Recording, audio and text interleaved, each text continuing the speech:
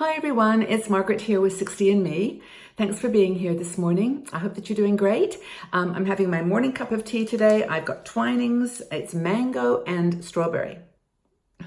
The combinations are incredible these days, but anyway, it says all natural ingredients, so that's good for me.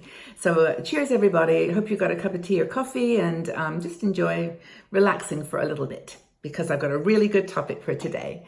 Are you interested in living to be 100?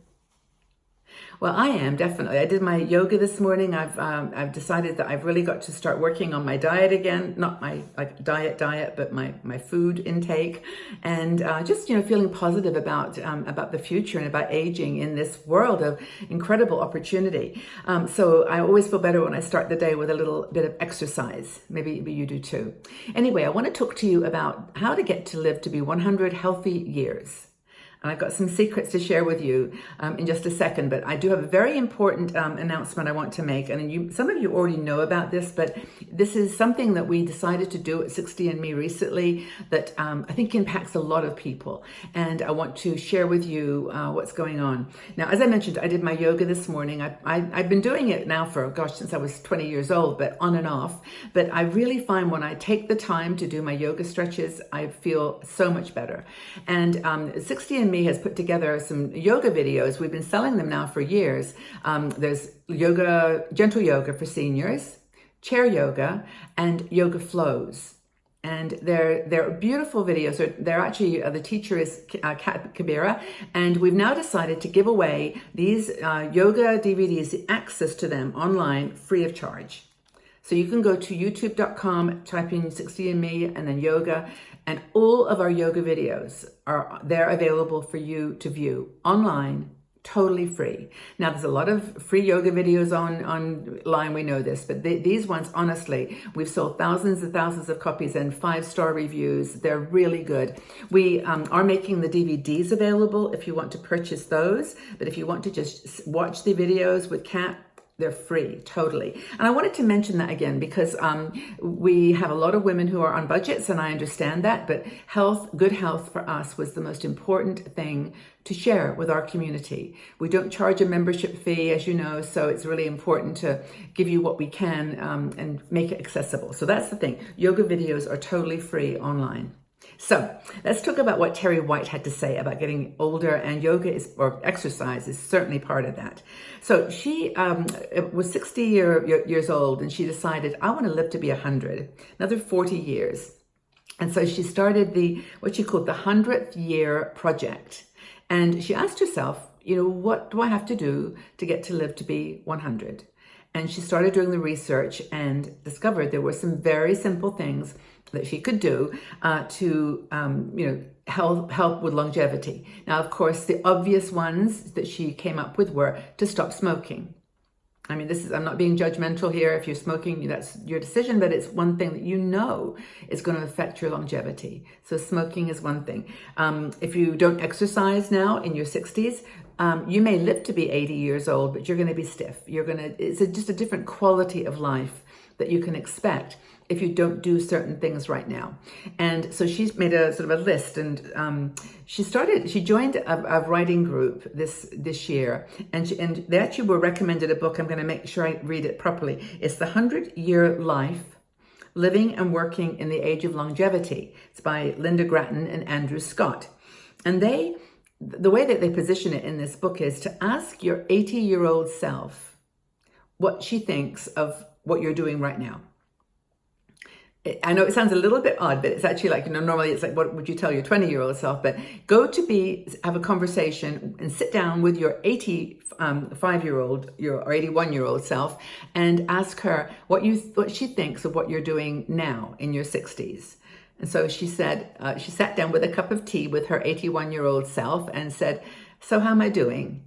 And the 81-year-old self said, well, I'm really, really happy that you're taking the piano again. That's wonderful to learn piano. I'm so glad you did that, because that's helping me get where I am now as an 81-year-old person. You've done something really positive, learning something new, playing something that involves two sides of your brain. Piano playing is good. She said that she's really happy that I'm doing strength training twice a week as a 61-year-old. She said that that's helped a lot to enable her as an 81-year-old woman to keep walking and going out with her friends and keeping active. She's not so happy with the fact that I drink a glass of wine with every meal. Every dinner, and she said that is probably something that you might have stopped, been a little bit healthier if you had. And also she very much approves of the fact that I'm eating fruit for dessert now rather than ice cream and very high sugar yogurts and other yummy things. But it's very good that you're eating fruit. So this is the this is the woman of 81 saying she's happy with these things that she's doing in her 60s. And Terry is such a cute article. She says, I kind of like her. Like, I like my 81-year-old self. She's still, she's funny. She's got a warm smile. She still goes for walks. She has a 5-pound dumbbell that she picks up every now and again and just does her little exercises. She gets up from her chair and walks around, gets her 10,000 steps in every day or whatever she has agreed is right. And, so I like her. I think she's really cool. And I kind of think that's a neat approach to go and visit your 81-year-old self right now and see if she's happy with what you're doing.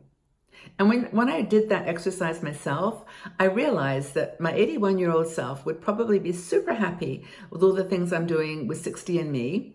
She would obviously think that encouraging women to stay healthy and well and all that would be a good thing for me too, and it is. I'm sure she'd be happy with my diet because I take care with the foods. I eat probably too much and I nibble. I eat maybe too much cookies and chocolate, but I could lose a little weight, let's face it. But she says that she's happy, I'm sure, with the food I choose. I'm sure she's happy with the fact that I don't drink a lot or I don't smoke and that I have a good relationship with my family. What else would she say? She's happy I walk. She's happy I laugh. I travel, because that gives you a broadened exposure to things. It's more I could do, like playing piano or learning the ukulele or something. But I think she'd be okay. How about you? If you were going to sit down right now and chat with your 81-year-old self, what would she say about your habits and the things you're doing? How are the decisions that you're making now, do you think, going to affect her in terms of exercise and even yoga? What kinds of things are you doing to make her healthy and happy? So I think that the key message here from Terry White, and read the article, it's very, very well written, is, learn from your mistakes, but don't dwell on them. Do things today, make some decisions today that are going to be good for your older self. Live every single moment, because that you may not make it to 81. You may not make it till next week. I mean, who knows? Life is just so unpredictable. But live every single moment and live it fully. Be in the present and be compassionate to yourself and to others. Kindness for me is the big cultivator here to try to establish, and look forward to the future. Look forward to what's ahead. It's going to be an amazing time. We've got technology developing. We've got all kinds of cool medical innovation. And we just may make it to 100. You never know. But anyway, I'd like to know, if you could go back in time, what topics would you discuss with your 20-year-old self? And how do you think that your 80-year-old self is feeling about the decisions that you're making in your life right now as a 50, 60-year-old? I think it'd be a really fun exercise. So I look forward to the conversation and the comments. I would like to mention before we close one last thing, and then I've got one final thing to say about lifestyle, is please consider joining our Patreon group. We are, as I mentioned at the beginning, we don't charge anything for the hundreds of articles and thousands of videos that I've recorded. We have a lot of expenses to do with 60andMe, and the only way we can make a little extra to develop our business and to keep producing these videos for you every day is for people to donate. $3 a month is what we ask, $3 or whatever you can afford. And we provide exclusive videos, all kinds of fun travel videos I do, and just tips and tricks on making the most of life on a budget in your 60s, and also just personal chat. We don't go through Facebook. It's a Patreon group. It's patreon.com/60andme, all words. And we'd love to have you join us. We have a lot of fun there. It's a really, really cool group. We just had a live show the other day. It was fantastic. Anyway, just if you want to help, it would be very much appreciated. And I guess the last thing is just take care towards that 100. And we're here for each other. We're here for you, and really appreciate every single moment with you. So take very good care, and we'll see you again soon. Bye for now.